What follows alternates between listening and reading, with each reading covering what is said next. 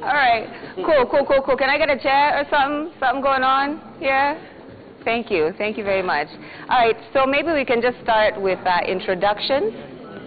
I'll have introductions from that end. Hi, my name is Sherry Cherustui. All right. Bromalagam. Okay. Hi, my name is Anyaga. I wrote volunteers.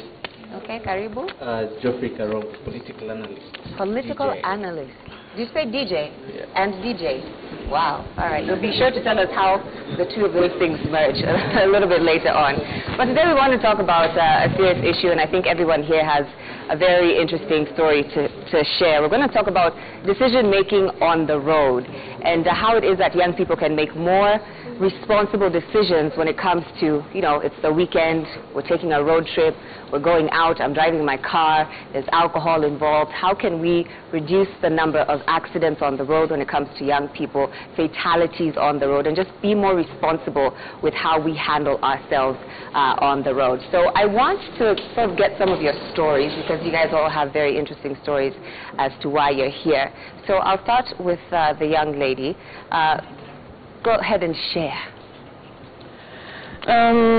Well, I used to sneak out when I was young, and my parents didn't know. My brothers used to help me go out.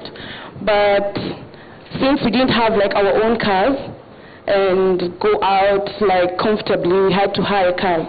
And my friends would come for me. But the problem is when we get there, everybody gets drunk, and we do not think about the designated drivers at all. It was really a risk for me and my friends too. That's how I'm realizing it actually later in life. But I think it was a life lesson for me, because after that I went to driving school. I learned how to drive, and nowadays I'm the designated driver because I don't drink anymore. All right. Good for you. Next, go ahead and share. Personally, I've lost 2 friends to drunk driving, and it was fun and stuff, getting high and all that, and everybody was getting drunk, even the designated driver. So it was just out of recklessness. Was there actually a designated driver, or did you guys just go and decide later, this person looks the most sober, let them drive? No, we don't always have a designated driver. We're like, niwende umetoa gari, wewe ndio dere, hivyo tu story meland. So we go get drunk, and unfortunately some of my friends never made it through some circumstances, but rest in peace, man. Thanks for sharing. Like I said, my name is Anyaga, director and founder, Road Safety Volunteers, and we're involved in a lot of road safety campaigns and rescue.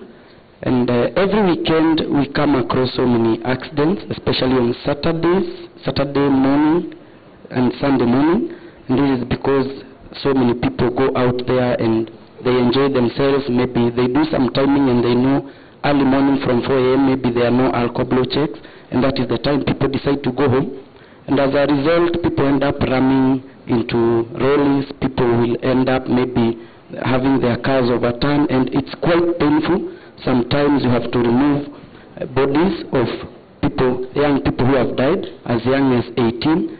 And when you try to find out, then you realize these people have been drinking, these people have been driving for long distances, maybe from road trips.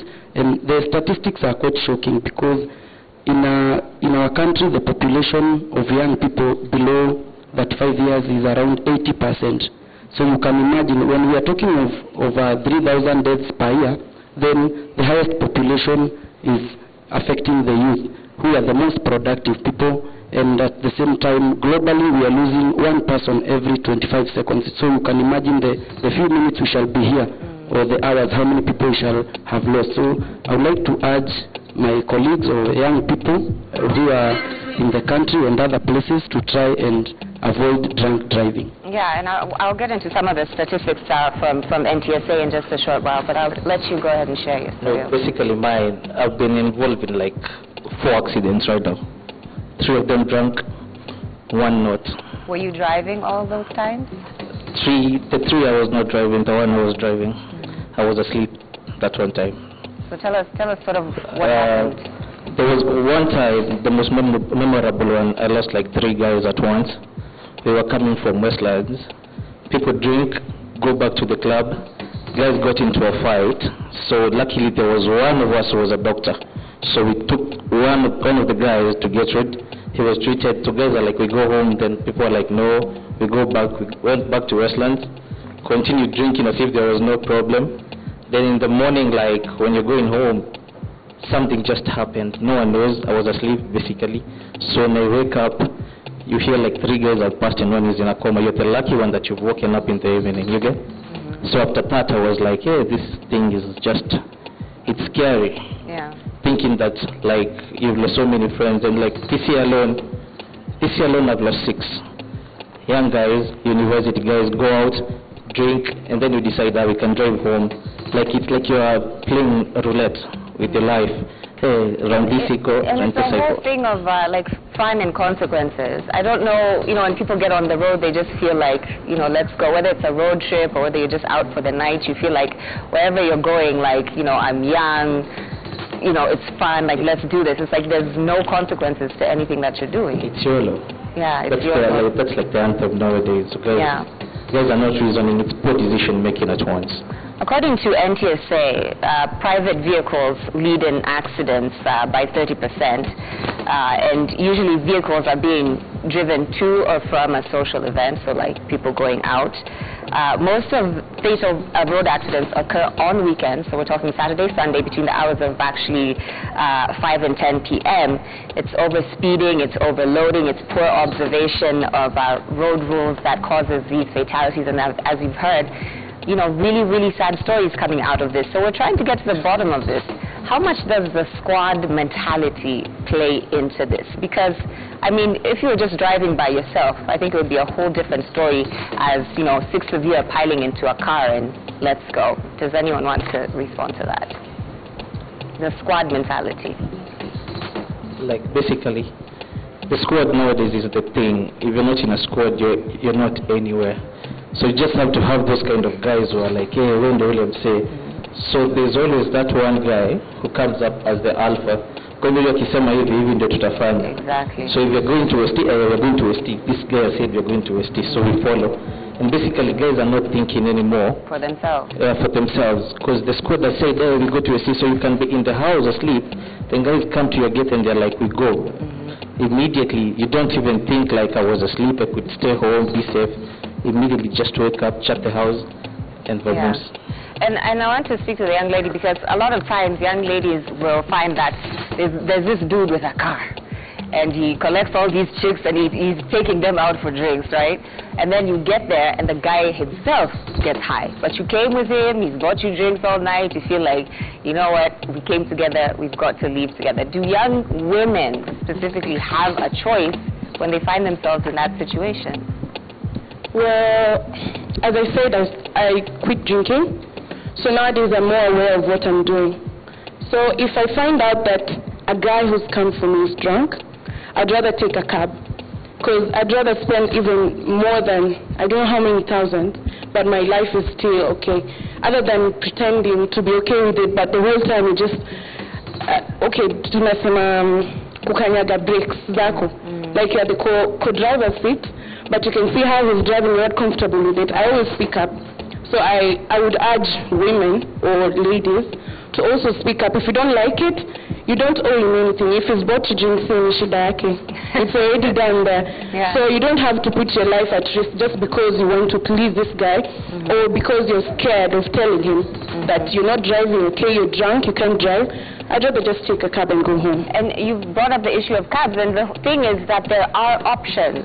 As in getting into a car with somebody who's been drinking, or if you've been drinking yourself and driving, there's another option. There are cabs these days. You can find, Uber, Taxify, whatever it is. So why is it that people don't consider those options? One of the things, according to the experience that people share with me later after accidents, is that you find one of the most difficult decisions that people can make is if we are drinking, maybe the 5 of us, and all of us are drunk, and maybe I'm a bit sober and I can't drive. It becomes very difficult for me to stop you or him from driving simply because maybe that friendship might end there.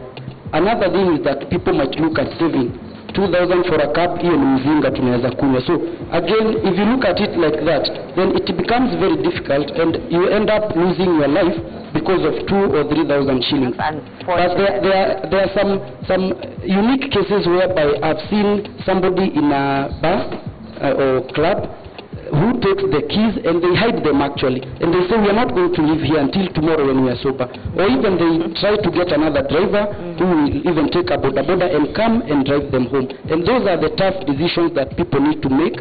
Otherwise, if we wait every time we are 10 of us going for maybe for a trip or some kind of fun, one has to die or end up in a wheelchair so that we can change, then economically and financially it's going to be very painful for our country. Yeah. And you spoke about having lost two of your friends. How did that change you? What did that teach you? Sort of your social habits.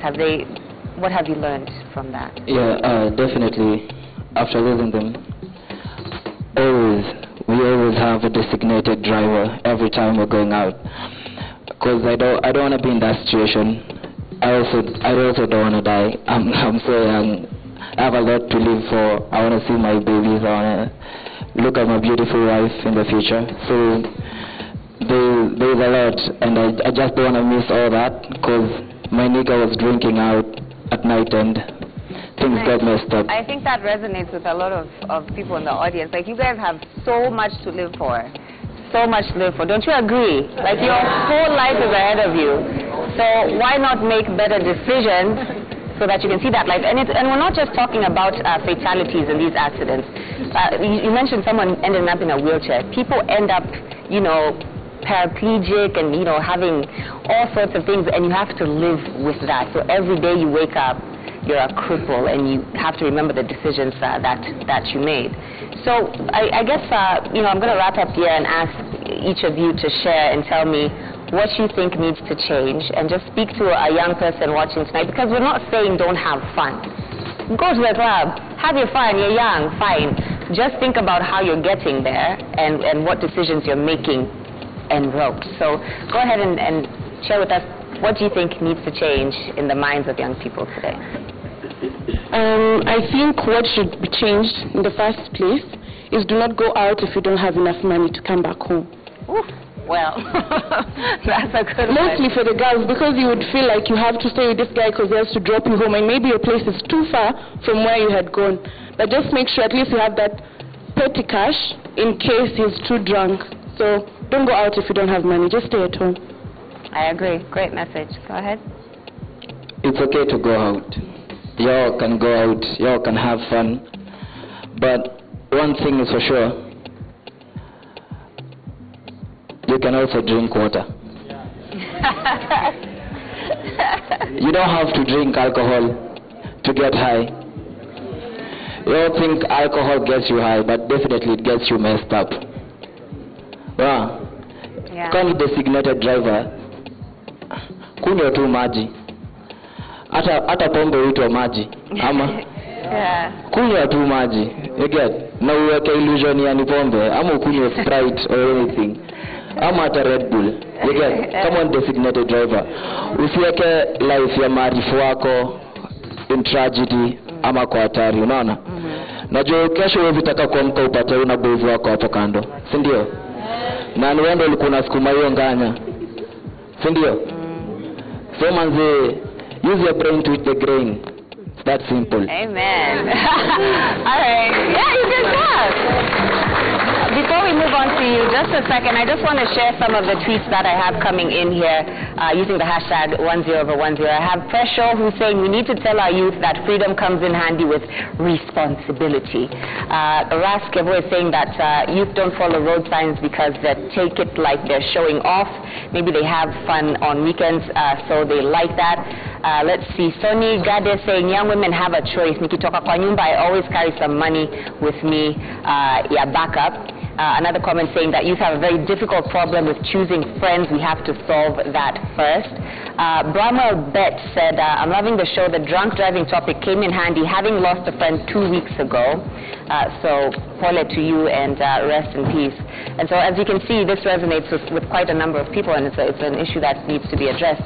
I'll let you share your comments. Okay. There is a campaign we are starting this month, and we are saying the hashtag is accidents are painful.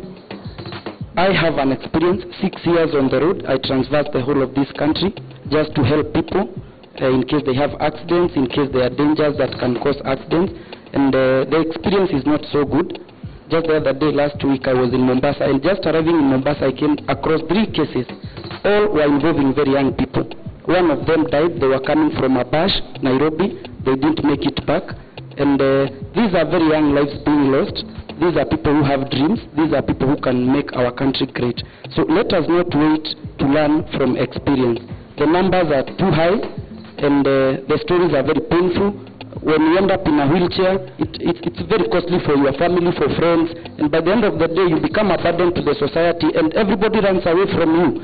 And you are there, your life has changed, you can no longer achieve your dreams. So we need to really think about it, and even when we have fun, let us know that there is always tomorrow. So have fun in a way that even tomorrow you are still going to have more fun and more fun instead of risking your life. Thank you. All right, thank you. Go ahead. Basically, I would say, kila mtu akienda kayumba, there's always that limit. Usikunywe, there's something I usually call kanyotu. You're drunk, but then you still want to add more alcohol as if you're going to get more drunk. Basically, you're drunk. You're drinking to get drunk. You're at the limit. You're at the limit. You get. There's no point of adding it. And then, like, basically, it's not all to us. A guy is in a home, the dad is drinking, coming home, driving drunk. So the guy will be like, hey, pia bibi dangu anakamingika amesha kunywa na drive hadi home na ametoka sijui wapi. So they'll be like, even me, I'm going to drive the same way. We're all different, you get. Maybe yake anakunyonga chupa yake mzima na anaweza fika nyumbani. You are going to take 2 beers and not get home. So basically, just put it like, your life is more important than saving that 1,000 for Uber, then drink kesho, or like, I really don't have to go out with my friends. I really don't have to go out. So guys need to start making great decisions, and then the government has to step in. Wakitoa NTSA kwa barabara, there's no point of us staying in a country where people are, you're not, basically what I said, there's responsibility, but then put like a guard dog to it. To watch over everything you guys are doing on the road. So when they wakitoa NTSA, so I'm not seeing the logic to it, because guys are going to drink, they have the freedom, guys are going to die, to news, then guys will be like, hey, it's a tragedy, we get back NTSA on the road. It doesn't help. And then the places where, the petrol stations where if you have your keys, they're not going to sell you alcohol past 9. So basically they have to do it proper, outer. More safeguarded. More safeguardedly. Yeah. All right, give it up for our panelists today for sharing their stories.